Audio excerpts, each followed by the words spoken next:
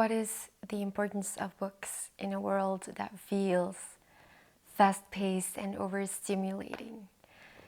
It almost feels like reading nowadays is an act of rebellion because you are shutting out the noise. You are stepping away from all the content that is being thrown at you. I'm feeling this constant struggle against how everything feels so fake.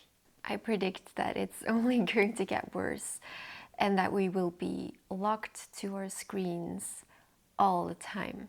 Everything is so optimized in keeping us locked to our screens, addicted to our phones, and I am not interested in being distracted. I want to think for myself. I refuse to take in this overload of information because 90% of what is out there seems to be there to distract us. It is there for sensation, for fear-mongering, for getting clicks, for, distracting us. I hate how everything is so over the top nowadays. They do anything to get attention. And the sad part is that it is actually working.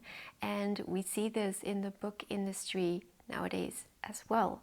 Because when you want to stand out with any product, actually, but also with books, you almost have to do or come up with something crazy. And it is making me so tired. And now that everything is so fake, especially with the coming of AI, I mistrust everything. I mistrust everyone. And I especially have the feeling, and that worries me most of all, that people are getting so selfish, and they feel so self-important, and all the while we are just passing through. We are here for a very short time on this earth, and everyone is acting like seems to be taking it for granted. So if we want to reflect, think deeply, get away from the noise, we have to turn to books. We have to start reading again. There are so many reasons why I read and why my life is centered around books. And I actually feel like they keep me sane in this crazy world. They slow us down. They demand our patience and presence and dedication. They force us to focus on our inner world. They offer a deep connection. They remind us of the human emotion. Humans are complex, and I think we sometimes forget how complex we are. Emotions never change. If you read a novel that is written in the 16th century, for example, those emotions are just the same as the emotions that we feel now, which is why classics and older books still resonate with us today. We also have the ritual of reading itself, the silence, sitting down with your book, having a cup of tea, the smell of the paper, the sound of the paper, the way that you interact with the book. Also, there is no noise. It is silent, and it just grants you an opportunity to be alone with your thoughts. There are no ads, thank God. They haven't invented ads in books yet. Don't give them any ideas. I cannot imagine turning the page and seeing an ad. That would be absolutely horrifying. They haven't touched our books yet, so don't tell anyone about this idea. And this silence, I think, is so important. And I only get this kind of silence when I'm reading. I often sit down with my book and all kinds of thoughts are coming to me.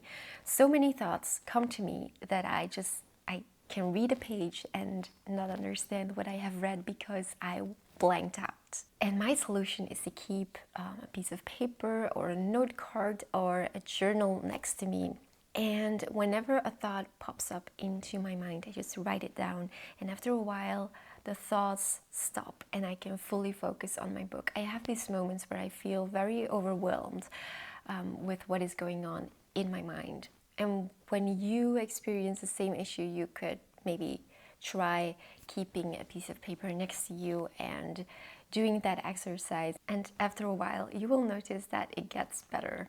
Also, I don't see reading as an escape. If you ask a reader why they read, most of them say just to escape, to relax. But for me, it feels like I'm doing the opposite. I'm thinking very deeply about life, about human emotion, about situations, a lot of situations that I will never live through and that I will never experience for myself. I feel like I get to know myself better and that I get to know other people better. Don't get me wrong, I think that the internet can be a beautiful place, but we have to handle it well.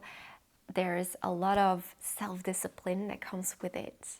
A lot of people just can't handle it, and then it becomes a distraction and an addiction. And of course, social media companies want nothing more than to keep us locked to the screen. And I think that's a very scary thing. We have to make sure for ourselves that we are consuming the right content for us. It's just as important as the food that you put in your body.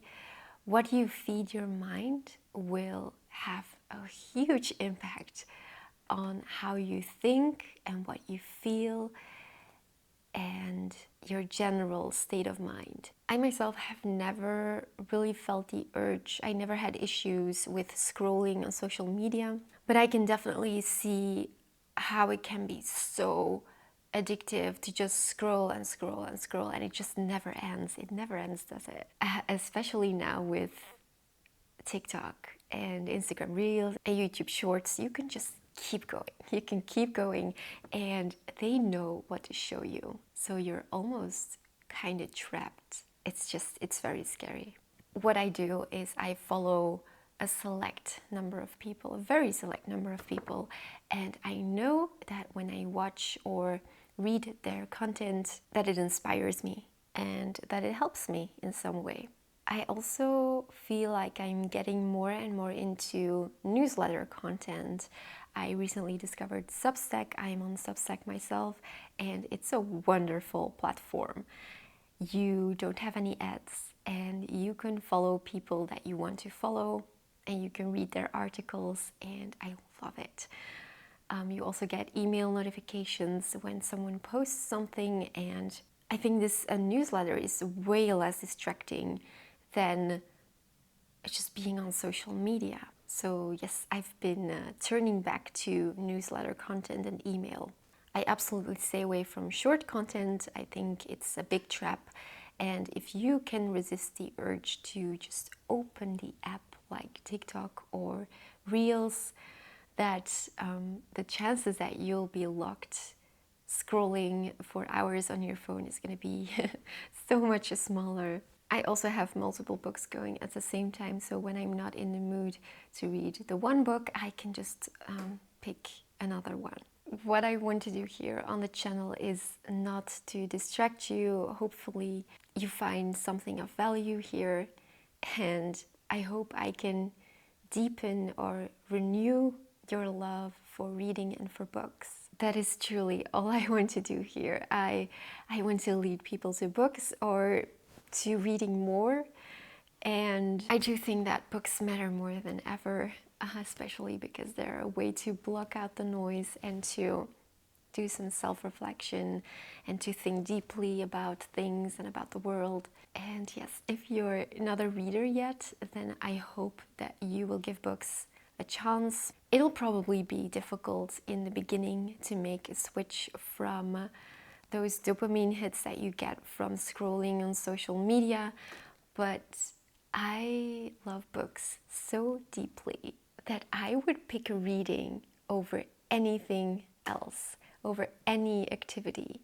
To me, reading is far more addictive than spending time on my phone. I would love to hear your thoughts in the comments on this topic.